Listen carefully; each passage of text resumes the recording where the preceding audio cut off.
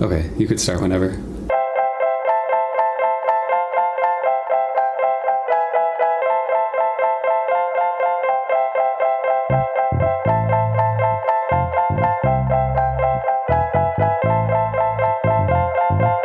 Welcome back to another episode of the Born Again podcast. I'm Katie. And I'm Joe. And today I wanted to talk about surrender. I know that's a really triggery Christian sounding word, and it comes from a very Christian place, this whole topic and episode. But I basically kind of wanted to talk about how, as a Christian, we're taught all the time to surrender things up to God. And when I was a Christian, I feel like I did that. I did that a lot. Would you say that too?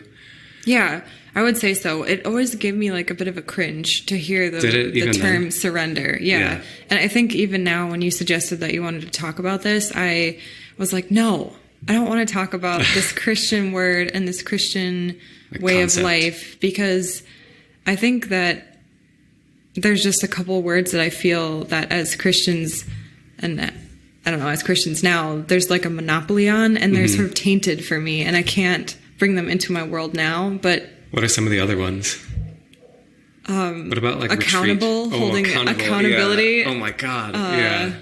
I mean, there's a million more. That one's like permanently ruined. That's high on the list. That can't be used ever again. Or seasons. Oh, because I was thinking this morning that I feel like looking back, even in my time of being an outed non-Christian, I've had seasons in my life. Yeah.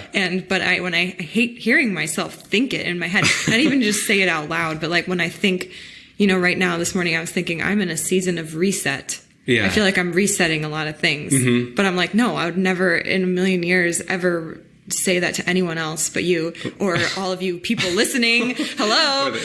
Like I would never write it. I'd never send it to anyone, never text it to anyone. Is that Christian or is that just our church? That's I feel like pretty good across the board. That's probably a lot of Christians say season. That's a good word though. And life does feel like that. Yeah. Sometimes. I mean, it's different like seasons.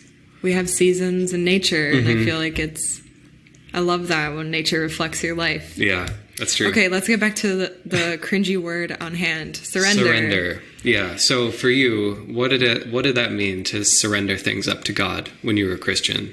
It just meant when you were going back and forth on a decision or something was really hard or difficult, you didn't know how to get through something, any of those kinds of situations, you just pause and like let go and let God. That phrase.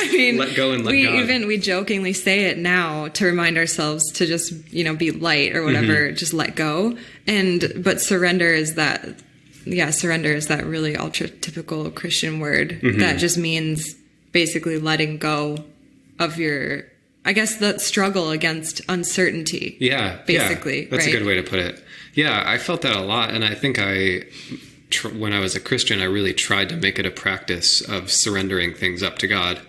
And I guess the things I would surrender would be like difficulty in my life, I guess. Or I guess actually like sins and stuff were things I would surrender up to God as well. But I guess would you like surrender up to God like the decision for where you go to college? Totally, yeah. Like those kind of things. Or like, oh, I don't know if I should date this boy or not. That you surrender up to God, then you do it anyway. Yeah, then you just like follow your own intuition anyways. Or like, Or I don't know, simple things like that. Or sometimes when you're having, probably like more so when you're having a time and you feel like it's not going well with you with your walk with faith and all of that, or you're feeling far from God. We felt those a lot of times before we decided to actually leave Christianity. But when you're having a hard walk, you would surrender that to God. You'd be like, oh no, I'm just trying too hard. I'm just gonna do what I can and surrender up the details to you. Yeah, it's kind of like stopping trying so hard. That's all it is. Yeah, kind of letting go. Yeah, I thought of it this week in particular because obviously the coronavirus is like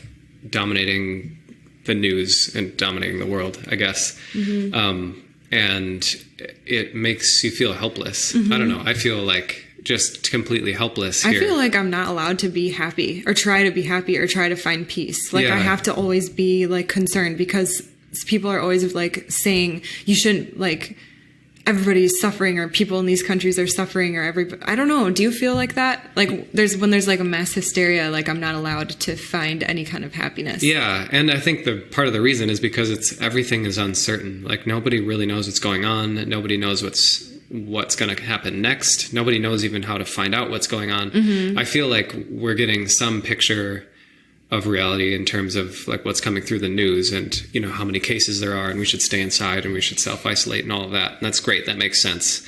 And it's not great, but it, you know, that makes sense to me. I can grasp onto that. But like on a larger scale, we're helpless we're helpless against the disease. We can't see it. We can't really fight against it besides washing our hands a lot. But yeah, like, we're not is that scientists. even effective? You know, and we don't know if it's where it is, if it's coming to us or if we're exposed to it or anything. We're helpless to it and helpless to even knowing what to do. So it just kind of sucks. We're in a place right now where I feel really powerless, I guess. And I think as a Christian, and probably what a lot of Christians are doing now, is surrendering that up to God. And I have to admit that that's like kind of a nice out in a way, you know. We've had somebody before and people before ask, like, what do you do in times of crisis? Like when you can't like pray or basically probably when you can't surrender things up to God, like how do you cope now? Because, you know, that when you look at it now, it was a coping mechanism. You know, it just wasn't the whole idea of surrendering things to God. It wasn't the only, you know, it wasn't the only space that you could do that would help. You know, it wasn't only God that you could surrender to, but anyway, it seemed like you learned this specific thing that only belonged in your old realm, you know, your old group of Christians. Like that was where you could find peace, was surrendering it to God. Well, it felt that way even more so because it's not only that, like say you're, someone in your family is really sick and there's nothing you can do about it. Like you can pray for them and you can go visit them in the hospital, but there's absolutely nothing you as a person can physically do to change their sickness. So in that case, a Christian would say like, okay, I've prayed about it and now I'm going to just surrender that to God. It's in God's hands. It's not like they're just letting go into the ether. They're kind of saying like, no, I'm going to take this problem and I'm putting it in like someone greater's hands. And I'm giving it to God because I trust God more than I trust myself to handle it. That's kind of the thing, you know, and that gave me a lot of comfort at the time. Well, it's nice to have like a persona or like an actual like a figure of a personality that you're giving it to. Person that you're giving it to, you know, like, because then you can visualize that easier. Like I'm giving it to this loving father figure. You know? Take it off of your plate. You take the stressful, anxiety inducing thing off of your plate, and I'm like mentally handing it into the hands of God. Daddy. Handing it into Daddy's hands. But no, seriously, that would make me feel better. I would feel relieved. I'd feel less stressed out about it because I felt like I was almost doing something about the problem because I was handing it over to God. I was taking it out of my mind, making a conscious choice to say, okay, God, I give this up to you. And that, I feel like that worked. I enjoyed doing that. I felt like I got relief when I would do that as a Christian, and I made a practice of it. I feel like almost anything difficult in my life, I was kind of constantly doing that cycle, like praying, doing whatever actions I could do to solve my problem. But then at the end, when I kind of exhausted all my resources, I'd say, okay, God, I'm giving this up to you. It's in your hands, and like, help me to accept whatever you determine the best outcome is. And I could rest with that. So when we left Christianity, I mean, we've talked about this tons before, but like, obviously when you leave Christianity, you're kind of going from the like warm, loving arms of God, even though, you know, as we believe now, God's not real. There were no loving arms, but like, it felt like we were leaving God's loving embrace and like safety net and nest for us. And now we're just out here in the universe alone.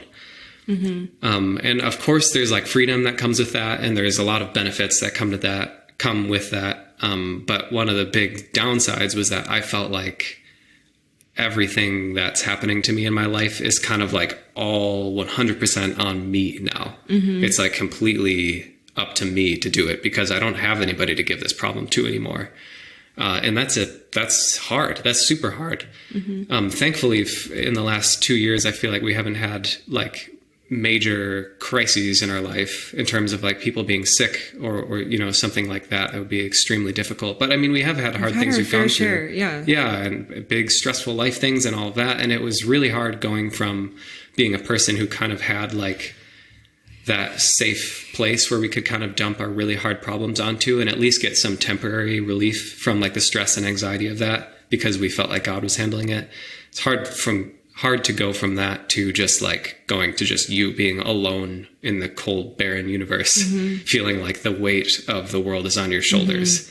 Well, and then like when a stressful situation comes up, you're like, well, what did I used to do? I used to pray and then I used to give it up to God. Like, what do I do now? I don't believe in God. Yeah. Cause you're like, oh, great. I don't have that safety line anymore. You know? Yeah. And it sucks. I mean, yeah, like I feel like it is, I don't know. It's like you have the freedom of everything else that comes with not having religion. But then like when I think like any human, when times of crises happen, like you want to be able to do something, just something to like take your mind off of it or let yourself rest, because living in a state of anxiety is so not healthy for you, your body. Like even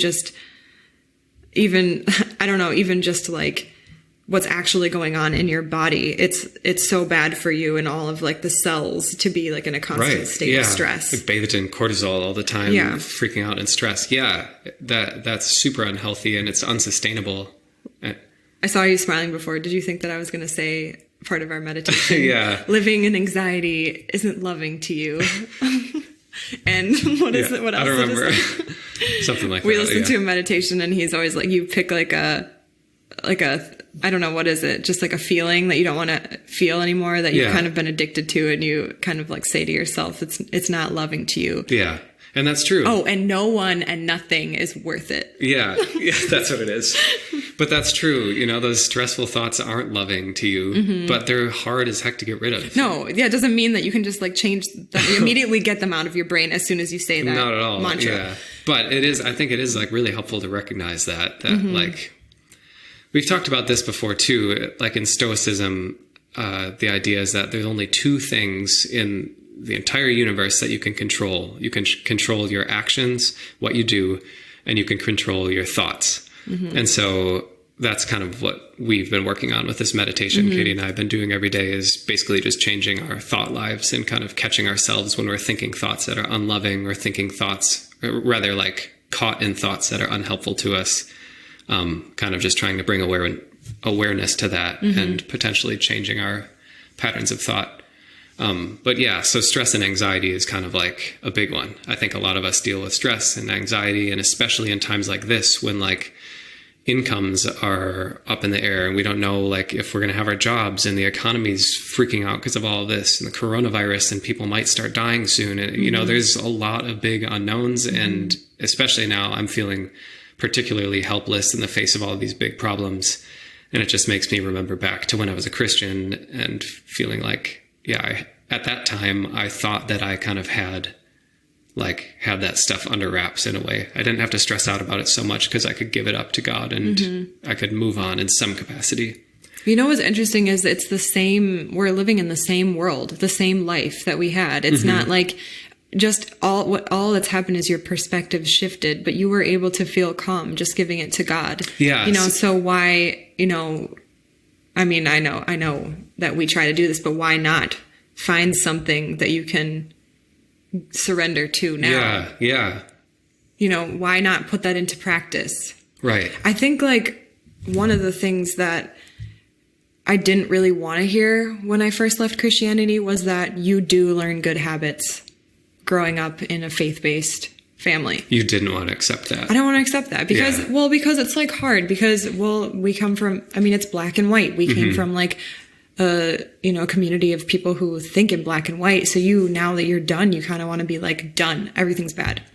Yeah. Black and white. That's the part I don't want in my life. Like, I hate Christianity. Get all of that out of there. I don't want anything to do with it. Yeah, for sure. And so, I mean, I feel like now I understand or have accepted that, yes, there are some good things that we learned. And I feel like one of those, if you can look at it that way, is you did learn how to surrender. But now all you need to do is shift your perspective on how to surrender now, without a God. Yeah. So What does that look like for you? How would you explain that? Let go and let God.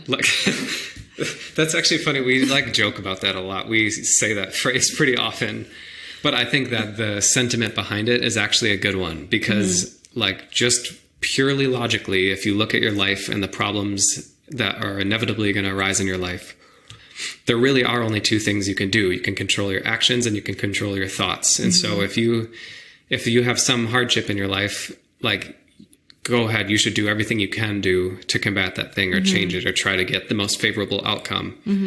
And then the next thing you need to do is prevent yourself from dwelling on that problem forever. Because you need to control your thoughts. Because you need to control your thoughts and thinking those same thoughts and trying to predict a future or trying to prepare for an unknown future or trying to go over the past over and over and over and over again for whatever reason is not loving to yourself, and it's not good for you. It's bad for your body. It's stressful. It's all of these negative things.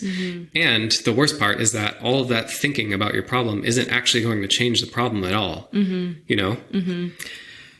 I know. I had a time in our life when we moved to New York that we experienced so much anxiety trying to find an apartment. And I remember after that time, I was like, I never want to allow myself to have this much anxiety again. That, yeah. I cannot have this much stress again ever in my life, which, that was a strong reaction after coming straight from it. And I've forgotten those feelings. I've forgotten how hard they were, but it's I really learned or understood after that how worrying doesn't do crap. How bad it is. Yeah. I know. And that's even something that's brought from the Bible, the verse, that who can add, any time to their life by worrying. I don't remember exactly the wording of the verse, but you read these things, or you can and the Bible's not the first place to say that, but you can read something and kind of know it, but then there's a different type of really, really, truly, deeply understanding it. And I feel at that moment in my life, just sort of worry really, translated a different meaning to me. I don't know. I just understood that worrying really did do nothing to me and just hurt me. Yeah. And I really started to watch out for myself worrying and realizing that it was taking up so much time. It was wasting so much brain energy and brain time. And after that point, I tried to really watch myself for how long I spent in worry. Or if I was worrying and wanted to give my brain an activity to do, I would try to positive worry, and which is just well, if you can negative worry, well, what if this bad thing happens? What if this bad thing happens? I would try to say instead, well, what if this happens? And what if this happens? And what if today I have a great day? And what if today I feel really, truly happy? And what if today I can feel really, really thankful? And what if I feel so positive today? What if I get a lot done? What if I'm able to clean my house really well? I don't know, just simple things, especially right now. You can positive worry in that direction. And I feel like there's still ways. And like I said, we learned good skills as Christians, and we're trying to bring them into our life now, because I feel like we've allowed enough time to pass where we can just say surrender again. Yeah. But we learn how to surrender in our daily life by just surrendering to fate, whatever you want to call it. If you replace God with anything that you want to believe, fate, the universe, chance, then it works the same way. Yeah. Yeah. And that's what we found is actually across the board, a lot of things in Christianity, you can replace that one word and still do the same action of letting go, because at some point you've done what you can. You've thought through the options, and you need to just give it up, because you need to let go. Yeah. Yeah. I know that feeling where you feel like you can't give it up because you feel like somehow it feels like thinking about your problem more is kind of addressing it, or you're kind of taking care of it in a way, or maintaining it. Or, well, no one understands that better than me, because I will not take my thoughts of something because I feel like if I do, that means that it is not important. Yeah. Because I think if I'm giving that thing my thought, that I'm giving it the justice it deserves.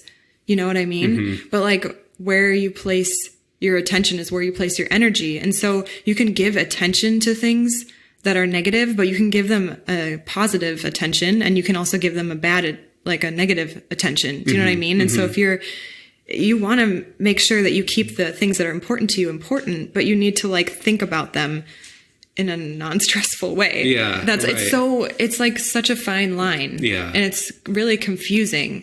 And it's a very like, I don't know, like you can just slip over that edge so easy into worrying in a really bad way that's completely not productive. And you may feel that you're giving that thing the right attention in your life, but really it's just breaking down the inside of your body. Yeah. It's hurting your body and it's not doing anything for the problem anyways. Yeah, absolutely. I think like, what you said was a really good point, that when we left Christianity, we kind of pushed away anything that had to do with Christianity. That included like surrendering. And in its place, we kind of just took full responsibility, or at least that's what it felt like, is that we were taking full responsibility for all of our problems. And now after going through that, figuring out that doesn't really work, that's a really stressful way to live. I think the game now is to learn how to reincorporate the idea of surrendering, the idea of giving your problems up to like something greater, something outside of yourself. We need to learn how to reincorporate that idea into our lives now in a healthy and productive and happy, good way. I love what you're saying about instead of dwelling on your problems and letting your mind race and kind of just mindlessly ruminating about your problems in the past or problems that might arise in the future, maybe the loving thing to do is to stop and say, hey, wait, these thoughts are not loving to me. They're not going to change anything. I'm going to switch this and try to imagine a positive outcome, or like positive worry about the problem. What if a good thing comes true? And we're not talking about thinking positively as a blanket over all of your problems. Not at all. Because I don't know, I can't say that thinking positively is going to affect your problem either. Thinking negatively is not going to change your problem. Thinking positively might not change your problem. But one of those two options is going to leave you feeling good, and the other one is going to leave you feeling stressed out and depleted and thin and worn down. And so obviously there's a loving choice between those two. And the choice is to try to relate to your problems in a more loving, positive, like optimistic way. But the kind of the overarching picture is that we need to recognize that regardless of what we're thinking, there are certain obstacles that are going to come up in our life that we are powerless against. And that's not a bad thing. That's a good thing in a way. And what we need to do is just learn how to distinguish which of the things in our life we have control over or we don't. And the things that we don't have control over, we need to learn how to relax and open our hands and say, okay, fate, chance, universe, whatever, I'm going to give this over to you because I'm accepting the fact that the universe is the way it is and I can't change that right now. And if you don't want to be spiritual and put anything there, you can just say, let go to yourself. I'm letting go of this problem. Yeah. Or just like, I don't know, give yourself a mental slap and be like, it's time to stop. Yeah. It's time to stop being in my head right now. Yeah. You need it's kind of nice for us. We talk about this stuff all the time, and I think we catch each other often thinking, and I will look over in the car and you're like, obviously just blank stare, like zoned out on something. And I'm like, hey, what are you thinking about? And kind of try to pull you out of that and like remind you what we're trying to do and to be healthy and to love yourself and have loving thoughts towards yourself and all of that. But I think we all need that. We need like a slap. We need someone to like kind of snap and say, hey, snap out of it. Snap out of it. Like either catch your thoughts and let that go, change your thoughts, whatever. Like, there's certain things that are immovable and we need to be willing to just like let it flow with the universe, relax into it, let it be. It's bringing together like the Christian concept of surrender, but also a very worldly concept of loving yourself, which one we learned really well and one we didn't learn at all. And so it's kind of hard because you need to like love yourself enough to say, is this thought loving to me? Is my anxiety loving to me? And then using, what we learned in Christianity to just let go of that then if it's not. And I mean, I know we're talking about this like it's so easy, breezy, beautiful, but it's not. Yeah, it's like not. Last night I had a terrible thought spiral and Joey tried to talk me down and snap me out of it and I just couldn't and I just went to bed. But I feel like every day that I practice it at least and tell myself, hey, that's not loving. Even if I can't get out of the thought spiral, at least I'm spending some time of that telling myself it's not loving and telling myself, do I want to think this way? No. And after a while, like you do tend to notice them and become more aware of them and you start to keep yourself out of those thought spirals more and more and more. It's not like something that just changes in one day at all. Not at all. Not at all. And sometimes not even months and months and months. Mm-hmm. But it's like you need to start like noticing a pattern and changing that now, while you can.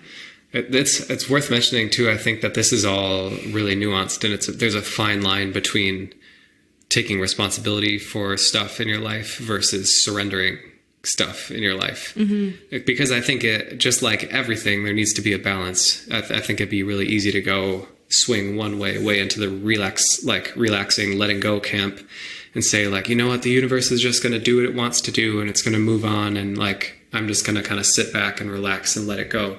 And I think that, honestly, I think there's some value to that. And I think there's like a spiritual path to be found in that. Because like this whole idea of radical acceptance, like just radically accepting exactly who you are and radically accepting the world for exactly the way it is. I think there's like a very pure spirituality in that. And that's something I personally really want to explore more, and really want to like get into, I would love to feel like completely contented with who I am. Mm-hmm. But the flip side of that is that like the ideal goal is that at the same time that you are completely accepting of exactly who you are and exactly the state of your life, mm-hmm. you can still, out of love for yourself, want something different and like pursue something different, mm-hmm. pursue something better. But it's like a really fine balance, because I think it's super easy to either go way too far into the like self-responsibility side and kind of take all of your problems onto yourself, mm-hmm. and be weighed down and just totally burdened by that. And it's also really easy to slip the other way and just kind of coast.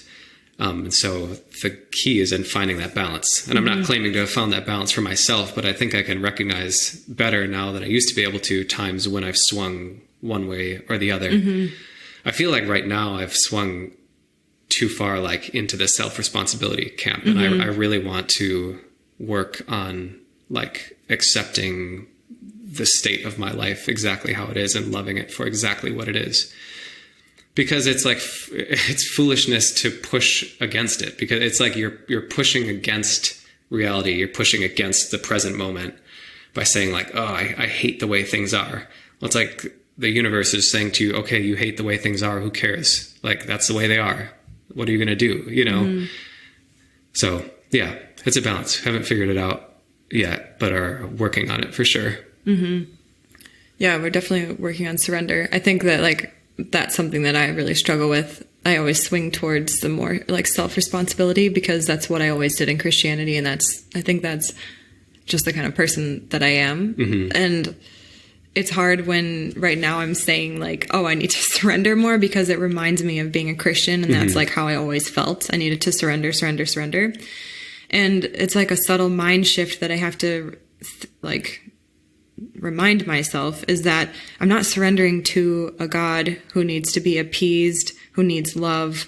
The reason I'm surrendering is out of love for myself. Mm-hmm. And that's where the shift is for me, where I stop freaking out about it and feeling triggered and annoyed and all of that. And the difference is huge, is that the reason that I'm doing everything now is for myself. Yeah. I want to radically accept myself, so I want to change, and I want to know what I can do to do that. But I also, when I've done all I can, to just like surrender for the good of myself, because I don't want to be in a mind loop and constantly worrying, am I good enough? Am I good enough all the time? So the biggest change now is the surrender and the letting go. The giving up is for you, mm-hmm. not to show that you trust and love this invisible being. Absolutely. You're not trying to prove your devotion by giving up the problems in your life. You're just loving yourself. Mm-hmm. Exactly. The interesting thought I thought of is that like whether or not we are surrendering up the like uncertainty of coronavirus, for instance, to the universe, whether we're going to surrender that to the universe and kind of accept our own place in it or not, it doesn't matter. Like coronavirus is going to play out the same way, whether or not I'm like mentally surrendered to the outcome. Mm-hmm. But if I'm not surrendered to the outcome and I'm constantly trying to like predict things and freak out about it, I'm going to have a terrible time and be like super burdened by it. And it's going to play out exactly how it would would have anyways. Well, it just makes the journey that much harder. It makes the journey like bad and makes you stressed out, and it makes it all heavy. Well, it's adding emotion to your emotion. It's one of those again. Yeah. It's hard because, like, I mean, I don't know, I'm thinking about, I have an uncle right now who's been in the ICU, and he had leukemia, a couple days ago, and my family actually flew out to see him, and it was so scary because they're flying out, you're not supposed to travel. Our parents are all older, so I'm worried about them with the virus. And then, like, my uncle's immune system is obviously compromised big time. So, like, he's in a hospital right now, like, and the hospitals are crazy. Is he going to get the virus? And that was something that we needed to practice, like just surrendering, or just like, we can't do anything. And even just when it's hard getting those texts from relatives, and I'm sure that you all are too. Sometimes I see them on our Facebook group of like parents asking you to pray. And then, like you feeling like that sadness, but also feeling a bit of heartbrokenness that your parents don't understand where you're at with your faith.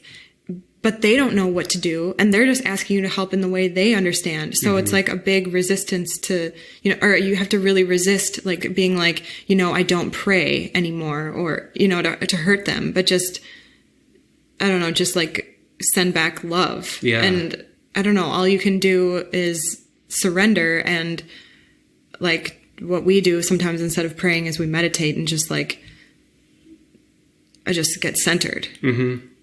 But it's like, at that point, like, there's no more to do. But it's so hard because obviously these feelings are important and they're big and they're scary. And especially if you have like a relative who's sick, or you're going through sickness or something, like when it's like really, really close to home, it's like one thing to say, just surrender, and another thing to be in the situation and like actually feel it. So, I mean, we know how it is. It's like super difficult, but I think really like hard.